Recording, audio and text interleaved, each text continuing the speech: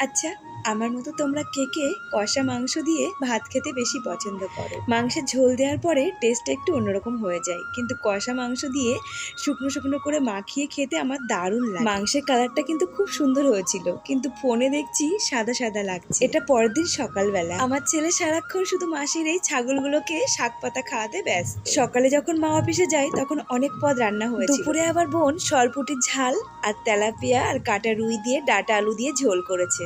দেখো আমার মায়ের বাগানে কত সুন্দর টমেটো হয়েছে, কিন্তু তোলারও লোক নেই, খাওয়ারও লোক নেই। বাড়ির জিনিসের স্বাদ আলাদা, কিন্তু এই টমেটো গুলো না কেমন যেন একটা খেতে। খাওয়ার পরে আবার জিভ কুটকুট করে। মা দেখো অফিস থেকে ফেরার পথে দুটো নাইটি নিয়ে এসছে, আর লাস্টে যেগুলো দেখালাম এগুলো আগের দিন নিয়ে এসছে। আমি যেমন বরকে না বলে এখানে এসেছিলাম, আমার বরও না বলে শ্বশুর বাড়ি এসেছে। আসার সময় এনেছে তরমুজ, মিষ্টি। অনেকদিন পরে সাবু মাখা খেলাম, আহা কি স্বাদ। বর এখন যাচ্ছে মাংস কিনতে।